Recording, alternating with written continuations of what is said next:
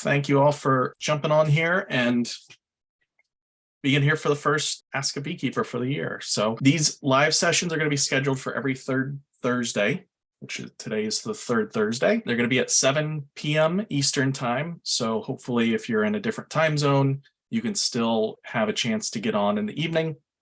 And they're meant for everyone to join. You don't have to be a beekeeper to be here. If you are a beekeeper, you're going to get some good knowledge. If you're not a beekeeper, you're going to get a lot of extra trivia that you can use on your friends and share with others. So what we're going to be doing, there's going to be people in these sessions who have absolutely no experience beekeeping.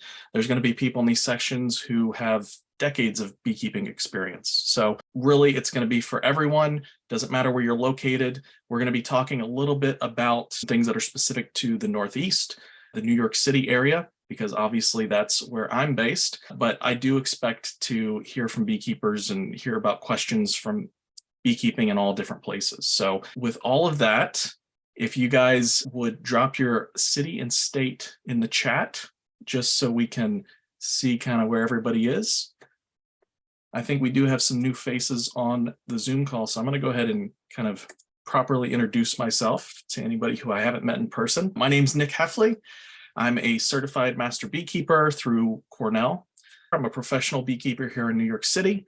I manage more than 50 hives around the city. Some years it's a little bit more, some years it's a little bit less, just depending on what I've got going on. I do a lot of teaching of urban beekeeping and really teaching of responsible beekeeping. So that's one of the big things that I educate about, because anybody can put up a hive and anybody can buy bees, and you don't have to have a special license or anything like that. But the real trick at taking care of the bees and being a good beekeeper is being responsible and knowing how your bees affect the environment, how your bees affect other beekeepers and other hives and all of that. So it's a big holistic approach. And I do a lot of that through, of course, our apprenticeship program that we do at our teaching apiary in Forest Hills, Queens. I also do mentorships where I actually go to people's houses and help them with a monthly house call with their hives. So it's a lot of fun. I get to meet a lot of different people and kind of see a lot of different ways that people are keeping bees. So it's very interesting. I also speak at events. I do public speaking like this at bee clubs, for organizations, for a lot of different things like that. So this just seemed like a really natural thing to do, to get on and start doing these. If you do know anybody who needs a speaker to talk about beekeeping, please reach out. I talk to school groups. I talk to organizations, nonprofits, bee clubs, all kinds of different groups. So this year I am doing a little bit more as far as putting out content. You may have come here through my site, nycbeekeeper.com. That is now very active. I'm posting weekly on there. I've just sent out the first monthly newsletter called The Forager, which is a collection of interesting stories about beekeeping or pollinators or something in that topic. And so you can go on the website and sign up for that if you want to receive those. You can follow me at NYC Beekeeper on pretty much all the social media to see all of the deeper, nerdier beekeeping stuff. That's a little bit about me. I'm going to start off the session now talking a little bit about, what we're doing as beekeepers at this time of the year, because beekeeping is a seasonal craft that relies on timing. Everything is timing in beekeeping. So it's important to start understanding your season. You'll get better and you'll understand the bees more if you are working with them and with what they're doing at the time of the season that you're doing it. Right now it's January.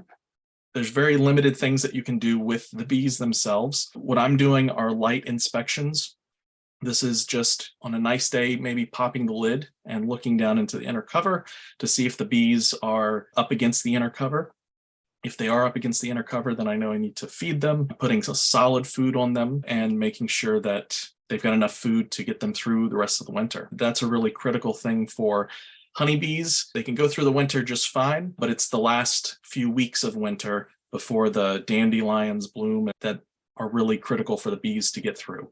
Many times I've had hives that were strong and healthy and seemed great all the way through February, and we get into March and just had some real cold snaps and it just took them out. That's what we're trying to prepare them for, is that last bit of winter that they're going to have to get through. This is a great time right now to order equipment or to repair equipment from last season. You might also think of ordering your bees. If you have a hive that has died, or if you're planning to start beekeeping this season, you want to order your equipment and your bees sooner rather than later, because many times the bees will be sold out or the equipment will be back ordered and it just won't all be ready for your season. The last two things are to build on becoming a better beekeeper. Number one, take a class or course.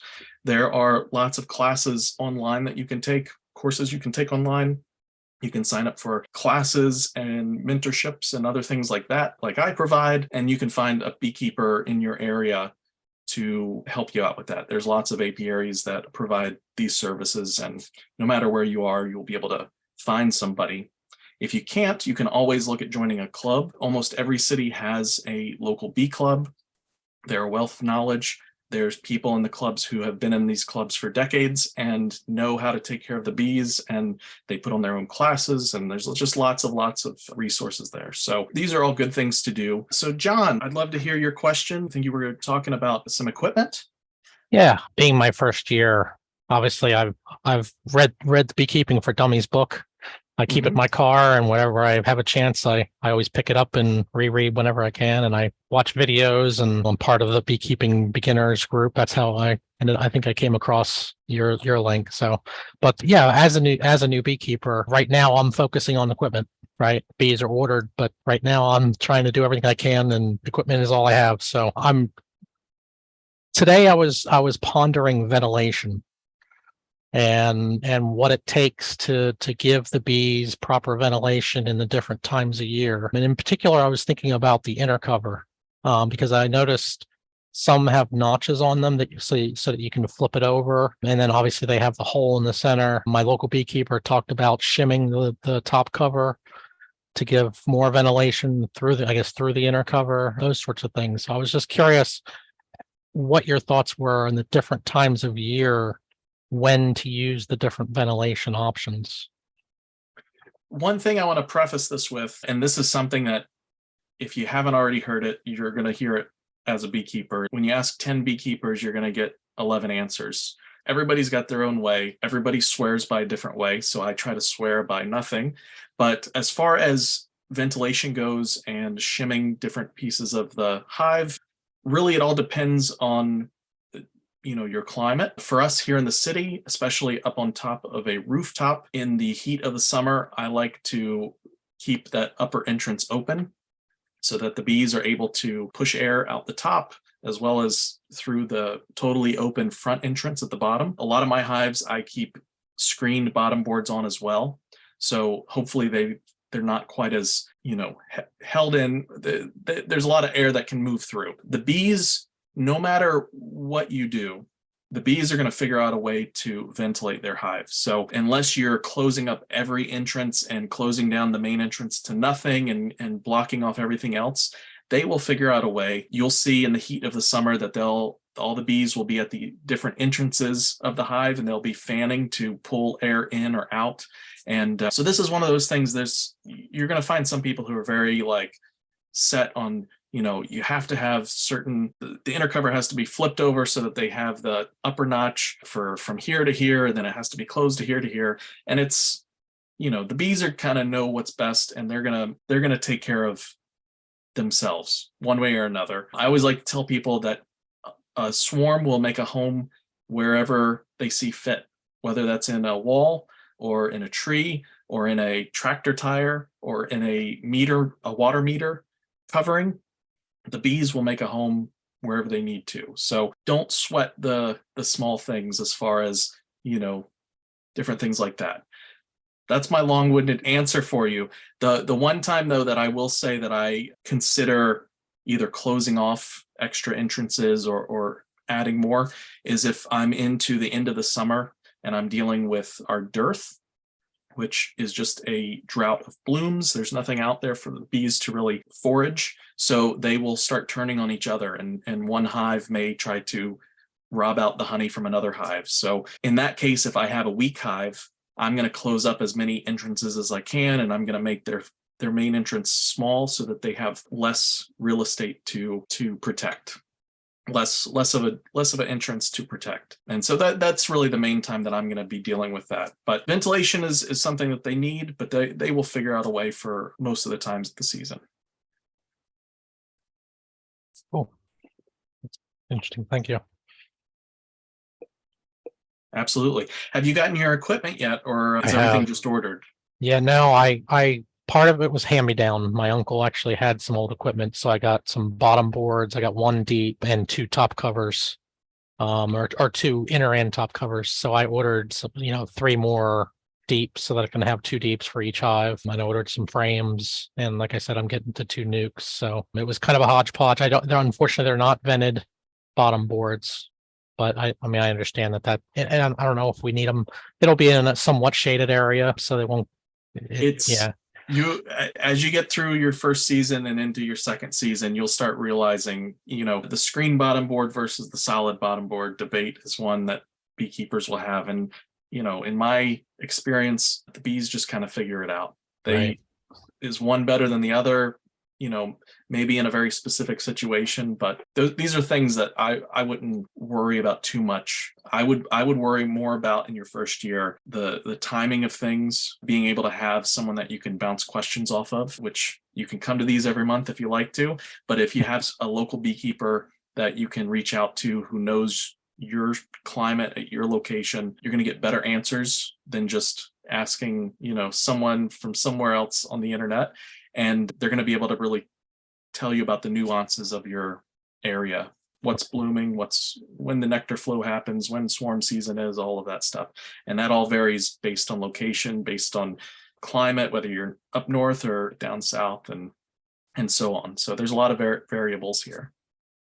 Yeah, fortunately, the keeper that I'm friends with is 5 miles away from me, and he's got 40 hives. He's a very old gentleman. He's got a lot of years of experience, so I look forward to working with him. I have been able to put my suit on twice so far and just help him at the end of the season last year, but that's the only experience I've had so far, and I absolutely loved it. So I'm really looking forward to it. Those are the great people to know.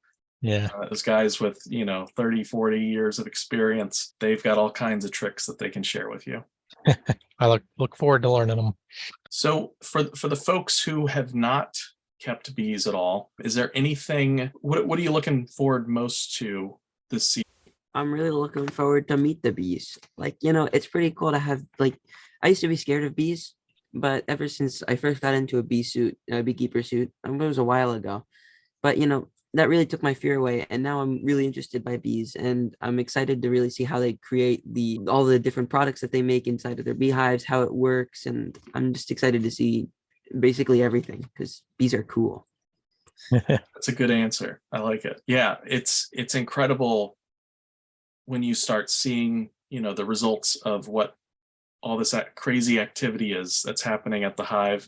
The bees are buzzing all over the place and it's like chaos, but you're going to slowly see how it's a very organized chaos. And there's lots of things that are happening because there's thousands and thousands of members of this, clockwork that's happening inside the hive. So it's really exciting to start piecing all those things together and seeing oh, the bees are doing this so that they can go and do this, and then they do this so the queen goes here and she lays the eggs here, and it's all this kind of very obvious, clear things that don't look so obvious when you first walk up to it. Yeah, I think I would it's- say the same. Oh, go ahead. I feel like I keep No, it's okay. Go ahead. Go ahead. I was just gonna say the same. I haven't kept bees. I had one opportunity where I was able to hold a frame that was covered in them.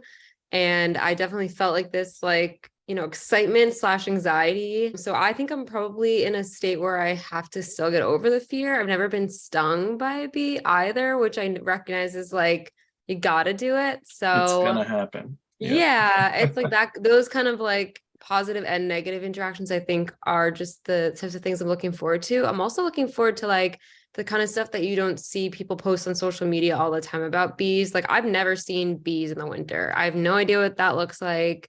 I don't know what it means when they're not active or anything like that. So I'm kind of just excited about learning about the full scope of beekeeping and not just the cool parts. Well, I think Mike can attest. It's not all wine and roses and everything. There's some tough parts that you got to deal with, and it's everything from the physical labor of the beekeeping. Honey is heavy.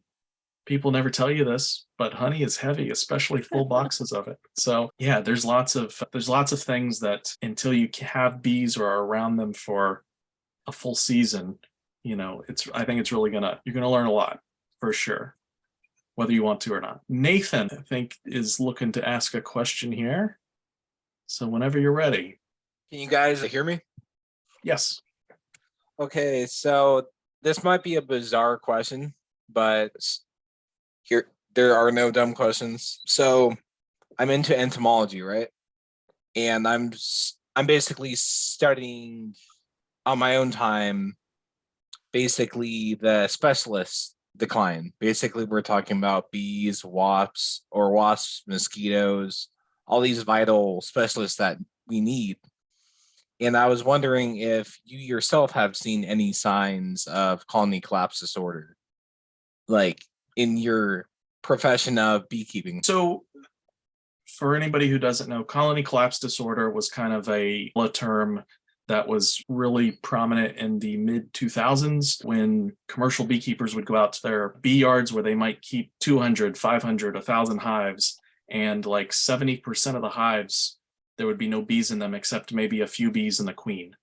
Like all the workers would just leave and disappear. So it was coined colony collapse disorder. We don't see that so much. We don't see these like big events where like 70% of a apiary is just gone. But the colony collapse disorder is kind of not specific enough to talk about all the different things that happen with bees and all the things that are working against them in terms of the environment, habitat loss, pesticide use and poisons and things like that. I think more and more the research is showing that there's like a combination of all these things that are causing colonies to either weaken over time, weaken over time, or just not be able to be productive enough to thrive, to take care of themselves and get themselves through the winter. So there's lots of things that go on with it, and there's not any one thing that is like, this is why colony collapse disorder was happening.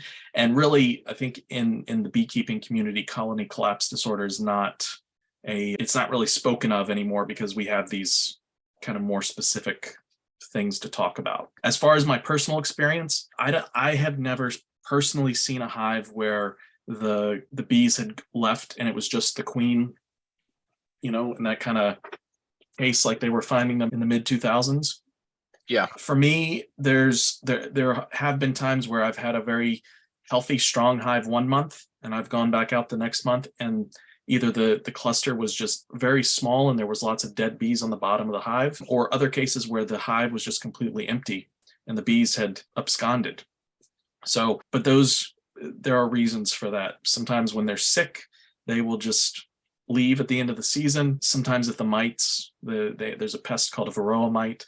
Those guys. Yeah, if it's infested the hive too much, then that load or that viral pressure that they're getting for the transmission of the viruses through those mites, those things can also cause a colony to kind of crash.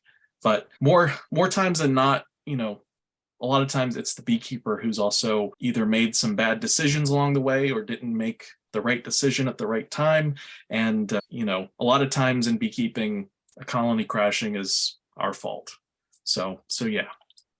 Okay. Because I was basically researching the basic signs and basic why it happens. And they were saying bees have due to neonic toe. I'm not going to say the whole word. Neonics. Yes. Yeah. They in kind of the industry, they call them neonics for short, but it took me a year or two before I could pronounce that word correctly. I didn't even know it was neonics. I just call it neonics. I don't know if it's correct, but I was researching it, and it basically raises the cortisol in the bees, basically stressing them out, and basically I'm pretty sure they're known to die by stress, which is super relatable, first of all.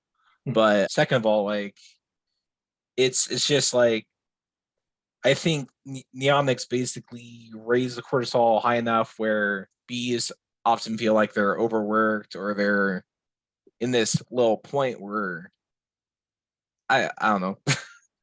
I don't know where I was going with it, brain fart.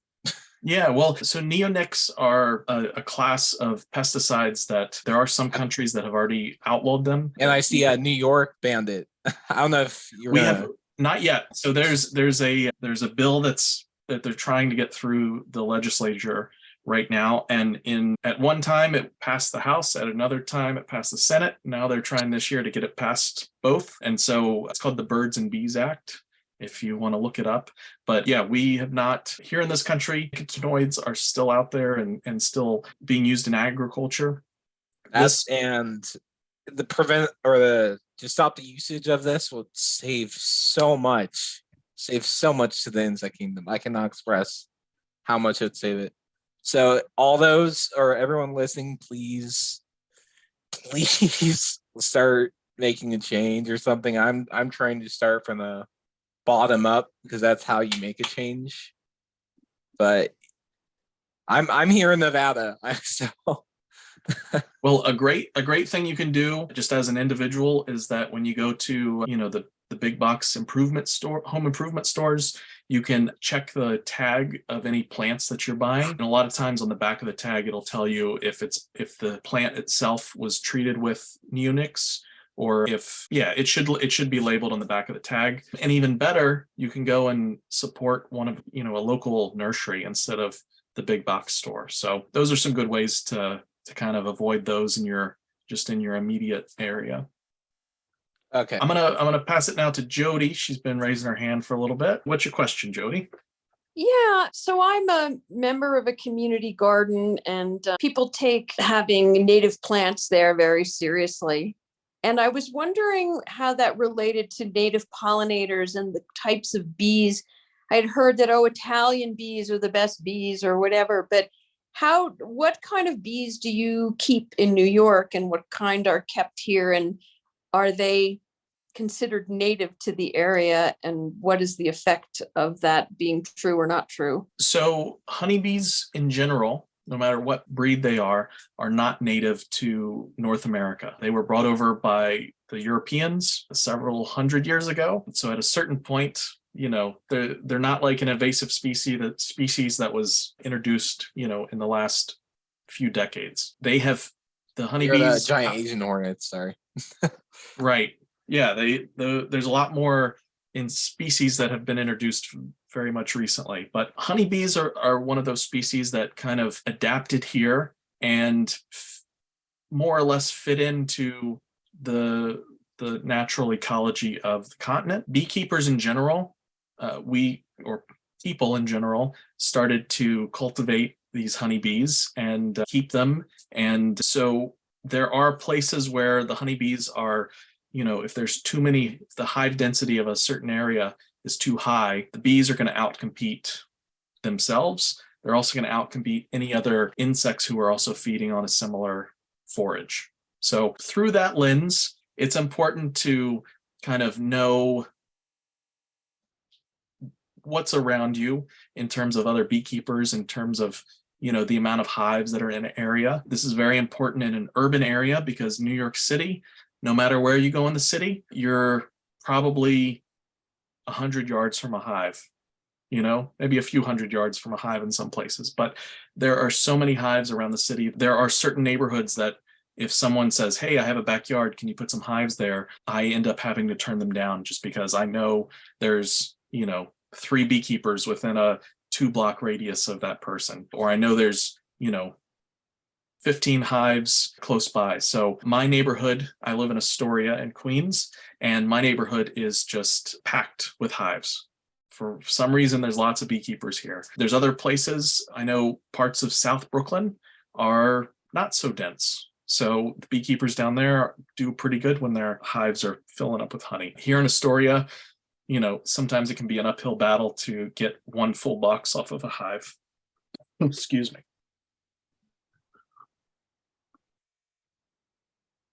So anyway, bees are not native, and in certain situations that are mismanaged, they can outcompete the native bees and the native pollinators that are there. However, on the flip side of that, there are lots of places, urban places in particular, where the urban sprawl has really choked out a lot of the wildlife that's in an area. And having honeybees there brings in a pollinator that may not have been there or may have been pushed out, that can pollinate certain plants that need a special kind of pollination. So for example, if a certain type of bee was pushed out of an area and it pollinated a certain type of plant, if you don't have one, you don't have the other kind of thing. So if you have honeybees to come in, they are generalists when it comes to pollination. So they will forage on most anything that they can find, and they will be able to kind of support the pollination of those plants that didn't have those pollinators anymore. I know that's very general terms there, but there's a good reason to have honeybees as well. I think everything in moderation, everything should be, taken into consideration when you're putting hives somewhere, but there's definitely a place for honeybees in community garden, on a rooftop, wherever in a city. We just have to do it with some thought. Thank you. Sure.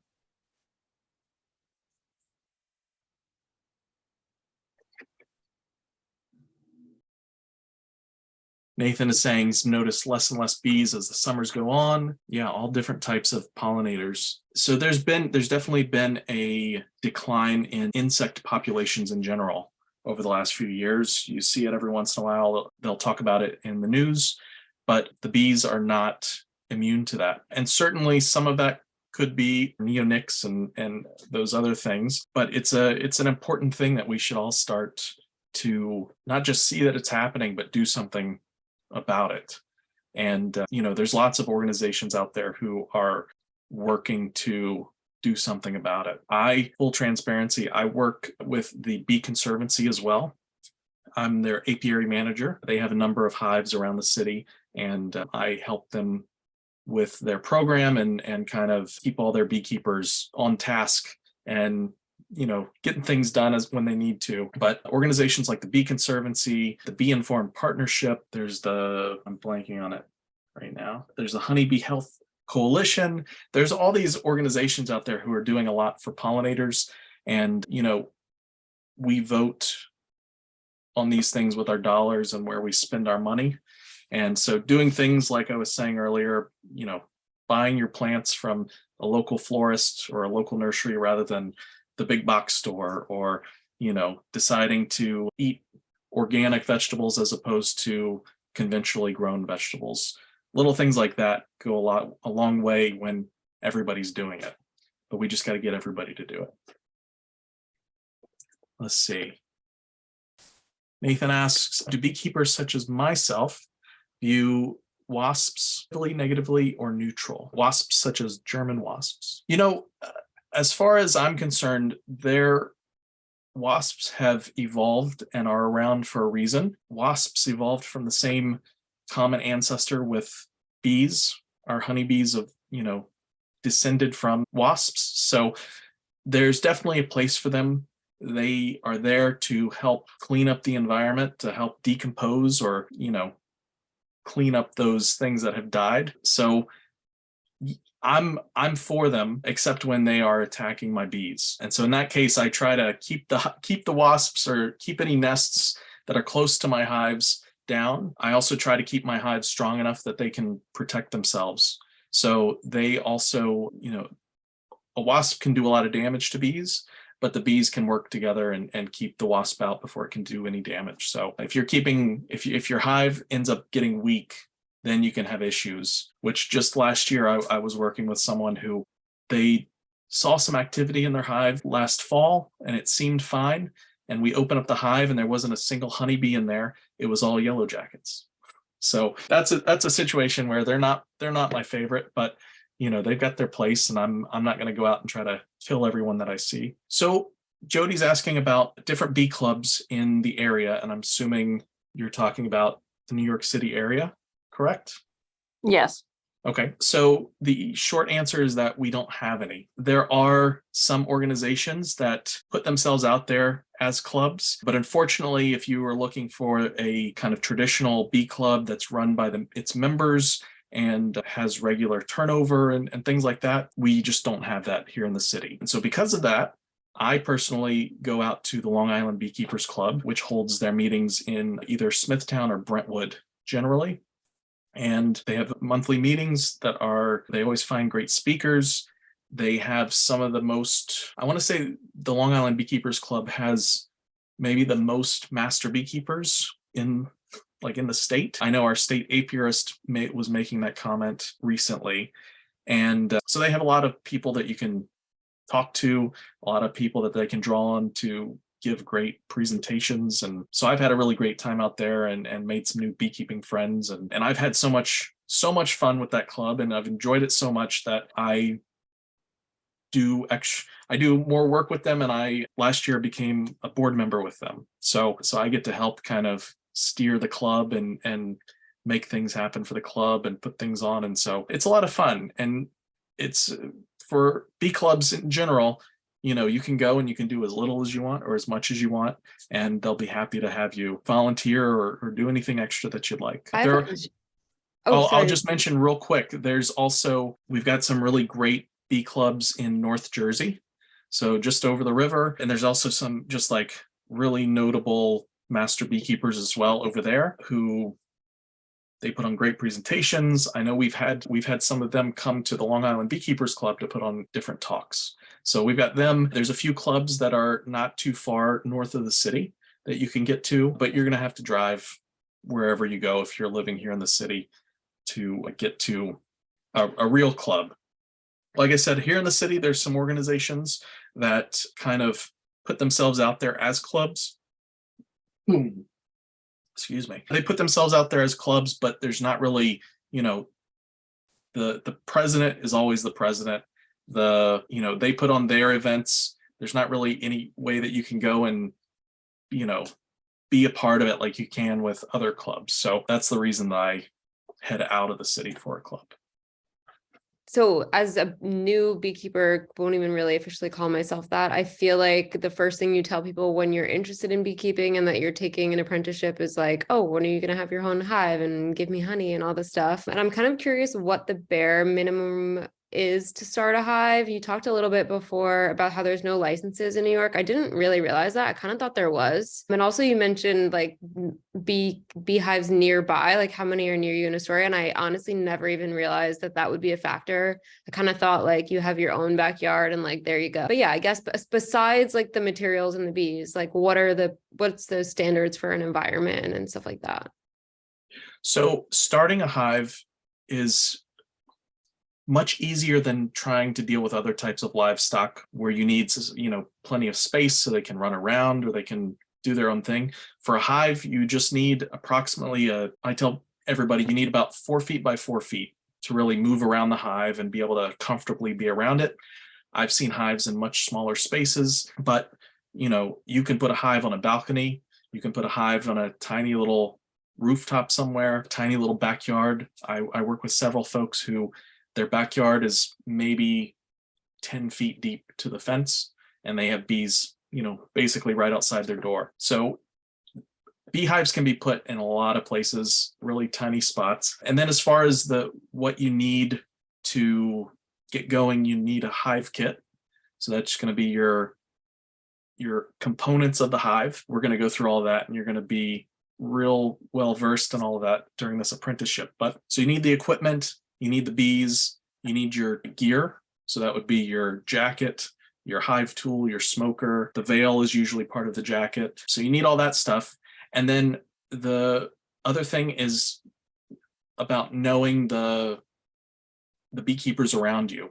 And there's not somewhere where you can go that just says, okay, here's all the beekeepers. In New York City, you do have to, I'm going to say register your hives just for the sake of making it easy. It's not a full registration. There's no fee involved or anything like that. In fact, I think they call the form a letter of notice. And you just fill it out and you email it to the Department of Health and Mental Hygiene, who oversees the beekeepers in New York City, and that's it. There's no approval, there's no fee, there's no nothing like that. Last year, New York State instituted mandatory registration, which sounds a little scary, but again, the state doesn't charge a fee, and there's all you do is download a form. You actually, no, for the state, they have a form you fill out on the website. So you fill it out and submit it there. There's no downloading anything. So they make it real easy. There's no cost involved, and you don't have to like be approved or, get a license or anything like that. New York City is a very bee friendly city. So there's, as long as you're not putting bees like right next to the sidewalk or right under your neighbor's window or somewhere where they're going to be an obvious nuisance, you could put them really wherever. They have a couple guidelines, but nothing that really says like, you can't have hives at all, or you can't have them except for a very specific condition or anything like that. So it's a very friendly city, especially when you consider going out to Jersey or going out to Long Island. A lot of the different towns have very strict, specific guidelines for beekeeping that I think Nassau County in general kind of prohibits it, even though there's lots of beekeepers in Nassau. So yeah, we're lucky to be in New York City and that they're so nice about it. And the beekeeping community in general is, very good about sticking to the rules and being responsible with it. So there haven't really been any big issues. Sweet, thanks. Yeah, I am seeing that we're coming up on 8 o'clock right now. So anybody who needs to go, don't feel bad about cutting out. I will stick around for a few more minutes if there were any other questions or anything else that anybody wanted to discuss. Yeah, I had a question about liability. So if you Sure. have hives, do you have to worry about liability insurance? If your neighbor gets stung and says it was your bee who stung me, how do you handle that? So for me as a business, I have liability insurance that covers me, if there's any accidents because a hive was dropped on somebody's foot, or because of honey was sold and somebody got sick from it, or something like that. The bees actually stinging people, there's not really, I don't know of any beekeepers here in the city who have dealt with that or had any kind of litigation brought to them. In general, there are honeybees everywhere. So, if you want to get technical and try to have a argument about it, they'd really have to prove that it was your bee and it wasn't a bee from, a hive three blocks away, because that's somebody else's bees. And there may be a hive in a tree somewhere close by. That's nobody's bees. Maybe it's the city's bees. Who knows? But, it's one of those things. Most people put their hives in a kind of inconspicuous place wherever they're going to be. And so when your neighbors don't really see the hives, they don't really notice the bees. I can tell you on my roof, I don't do this anymore, but a couple years ago, I had about 12 hives on my roof, and I'm in a townhouse. Basically, I'm attached on both sides, about 18 feet wide and 45 feet long. And my roof is only 2 stories up. So my bees are going up and out. They're going all over the place. But if you're walking down my sidewalk, you don't really notice the bees, unless there's flowers out, and unless you're going up to the flowers and checking. It's not like they're coming out of the hives and sticking right around. They go up and out, and really they're foraging in all the trees.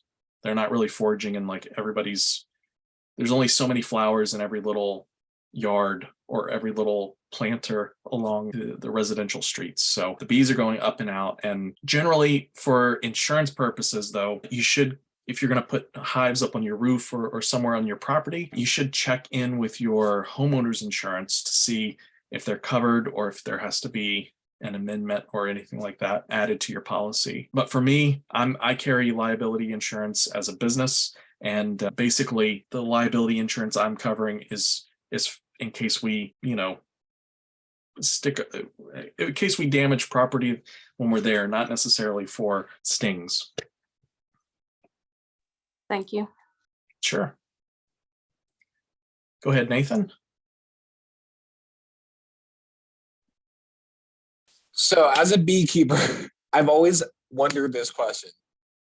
What do you think of the bee movie? So I actually became a beekeeper well after that movie came out. And I don't know that I've seen the movie all the way through. I've seen large parts of it having young kids. It's been on our TV a few times. And it's just, it's an accurate portrayal for its story, but it's not an accurate portrayal of what happens in a hive. So it's, they're just using bees to tell a story, but it's very much like the first thing is that the drones aren't going to be going out and collecting honey or doing any of the work like the main character does. Speaking of drones, that reminds me, similar to the wasps, since you were talking about how wasps and bees kind of branched off from each other. Do bees also have drones that basically, like, because wasps, some drones, when they feel like their time is up, they basically just fly into a person and just sting them and just die. Do bees have that same process as well? So I've never read anything about bees really going out to sting. Generally, bees are not territorial. Wasps are territorial, hornets are territorial. So if you get too close to their nest, they may come at you. They also have smooth stingers, so they can sting you once and pull out the stinger and sting you again and over. With honeybees, their stinger gets ripped out of them when they use it. So it's very much a last resort type instinct for them to use it. And bees in general, honeybees, bumblebees, any of the 20,000 species of bees that are in the world, they're not as aggressive as wasps. They're not out to go after people because there's nothing that people have that they want. They're vegetarians, and so they're looking for flowers. And as long as you're not in the way or you're not threatening them, they won't do anything to you like that. The bees that sometimes there are bees that are sick and they will fly off and just never come back, but they're not flying off to go finally use that stinger. They're just going to fly off and kind of get lost in the environment.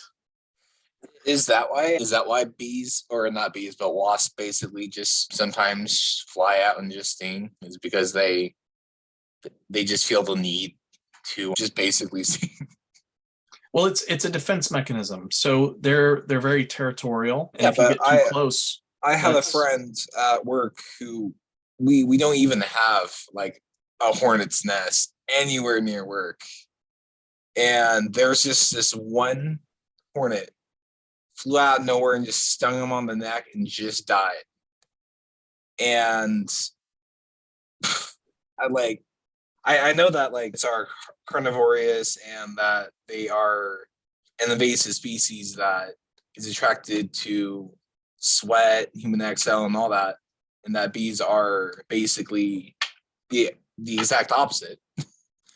But like, so it's just that bees aren't known to just go on a suicide mission, basically. I mean, they're only going on a suicide mission if they feel like they're threatened enough and they're trying to protect the rest of the hive. The wasps, again, wasps are generally a little more aggressive, a little bit more territorial. So they're going to be more likely to just kind of sting you, what we might consider for no reason. They probably have a good reason, and they probably feel like you're too close to something or you're moving in a way that, threatens them. So they're going to defend themselves. It's not, there's lots of yellow jackets that I'll be out beekeeping and a yellow jacket will come by and land on my hand. And as long as I stay still and I don't move crazy, I can't remember the last time that I've been stung by a yellow jacket that was just like right in my area. Usually they're more interested in the bees and trying to pick off a bee and take it with them. But yeah, if an insect is like coming at you, it's not just because they're looking for something fun to do.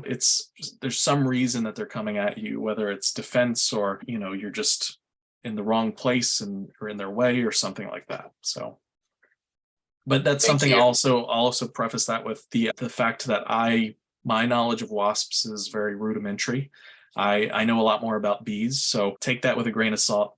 And you could definitely, I'm sure Google could also give you some good input on that type of question. Okay. I was just asking like about bees because I've always seen bees, like they're awesome. I've never like really known like the general life of a bee, All that I knew was that They just collect honey and all that. And you can't overlook an insect basically, because every insect has its own role that ties into one another. So Absolutely.